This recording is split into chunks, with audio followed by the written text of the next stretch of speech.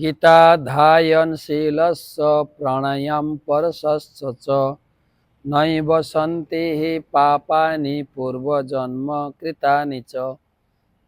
নিয়মিত গীতা পড়লে পূর্বজন্মের কৃতকর্মের ফল ভোগ করতে হয় না। আজকে 38তম শ্লোক 38। ধূমেন আব্রিয়তে বহ্নি যথাদর্শমলেন চ যথ উল্লেন আবৃত গর্ভ তথা তেন ইদম আবৃতম। ধূমেন আব্রিয়তে বহ্নি যথাদর্শমলেন চ যথ উল্লেনাবৃত গর্ভ তথা তেনম ইদম আবৃতম। অনুবাদ: অগ্নি যেমন ধূমের দ্বারা আবৃত থাকে, দর্পণ যেমন ধুলোর দ্বারা আবৃত থাকে, গর্ভ যেমন জরায়ুর দ্বারা আবৃত থাকে, তেমনি জীবাত্মা বিভিন্ন মাত্রায় কামের দ্বারা আবৃত থাকে।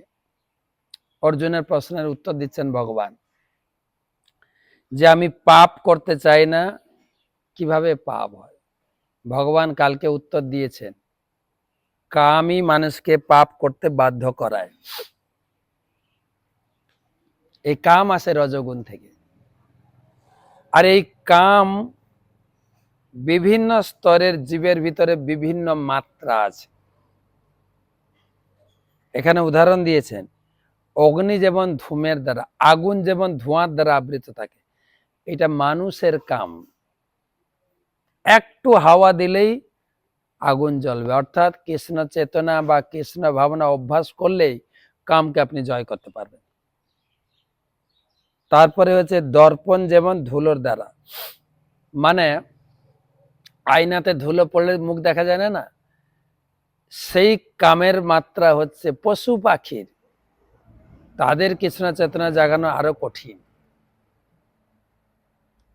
আর লাস্ট হচ্ছে গর্ভ যেমন জরায়ুর দ্বারা, প্রভুপাদ লিখেছেন শিশু যেরকম গর্ভে আবদ্ধ হয়ে থাকে না, গাছপালার চেতনা আরো আবদ্ধ, তাদেরকে কৃষ্ণ চেতনা নিয়ে আসা কঠিন।